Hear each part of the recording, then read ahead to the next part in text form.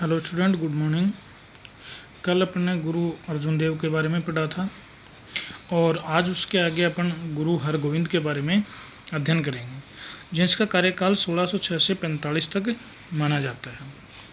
अब गुरु अर्जुन देव के बाद में उसी के पुत्र गुरु हरगोविंद सिंह हैं, वो अगले सिख गुरु के रूप में गद्दी पर बैठते हैं। और इनके द्वारा जो एक धार्मिक गतिविधि के लिए जिसे सैनी शैली कहा जाता है या एक रेशम की माला के रूप में इसे जाना जाता है, इसकी जगह इन्होंने क्या किया कि तलवार को धारण कर लिया। मतलब एक आक्रामक रूप है इनके द्वारा धारण कर लिया गया था। इनमें एक तलवार, इनके द्वारा जो तलवार धारण की गई थी, इनमें से एक तलवार को तो पीरी कहा गया था और दूसरी को मीरी कहा गया था।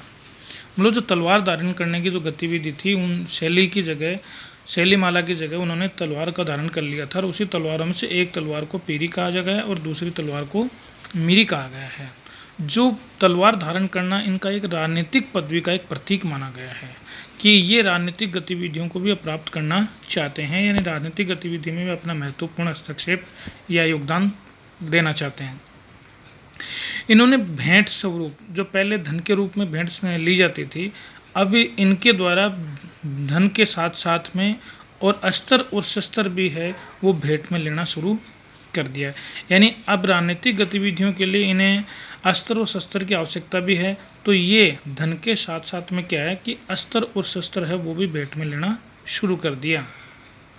साथ ही अब अस्त्र शस्त्र लेने शुरू कर दिए और राजनीतिक गतिविधियों में अपनी जो योगदान है वो देने का उन्होंने महत्वपूर्ण कदम उठा लिया। तो अब इनके द्वारा प्रशिक्षण करना भी बहुत ज़रूरी है। यानी अपने जो सिख धर्म के जो लोग हैं, सिख धर्म के जो अनुयायी हैं, उन्हें एक सैनिक के रूप में प्रशिक्षित करना या उन्हें प्रशिक्षण देना भी एक महत्वपूर्ण कारण हो गया था। तो अब इन्होंने अस्त्र शस्त्र लेना शुरू कर दिया। तो नेक्स्ट इन्होंने क्या किया कि प्रत्येक मंदिर, जो गुरुद्वारे बने, मंदिर बने, तो इनके पास में एक ऊंचा तख्त बनाना शुरू कर दिया, जो 1699 में शुरू हुए। इसमें अकाल तख्त के नाम से भी जाना जाता है। क्या नाम से जाना जाता है? अकाल तख्त के नाम से जाना जाता है।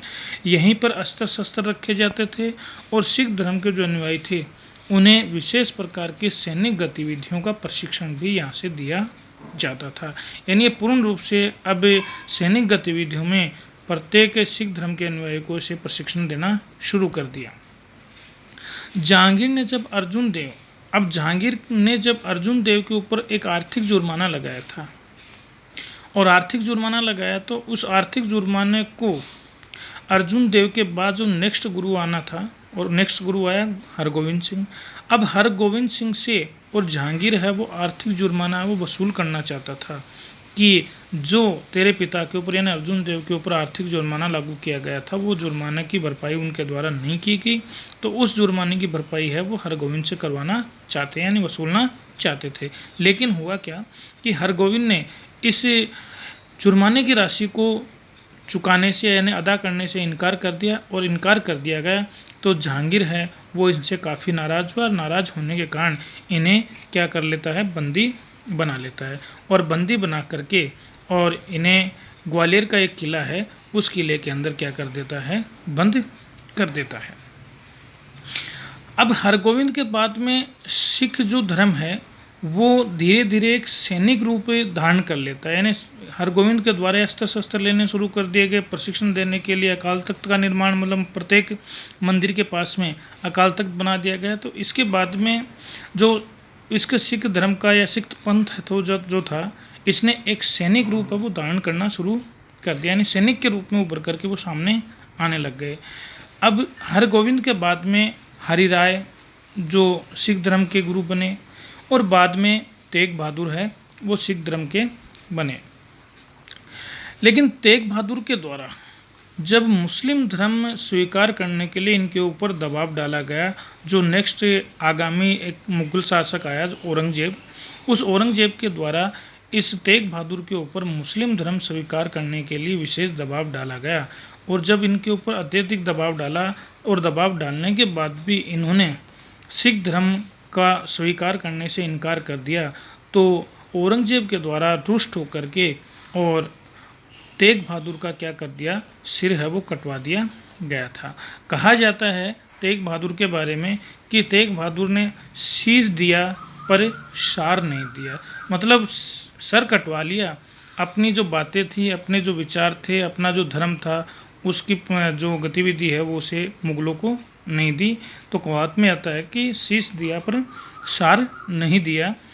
साथ ही दिल्ली में उनका स्मरण में, किसके स्मरण में, तेग बहादुर के स्मरण में जो शीश कटा था उनका, तो दिल्ली में इन्हीं के स्मरण में चांदनी चौक, जो दिल्ली का महत्वपूर्ण स्थान है चांदनी चौक, यहाँ पर एक गुरुद्वारा बनाया है।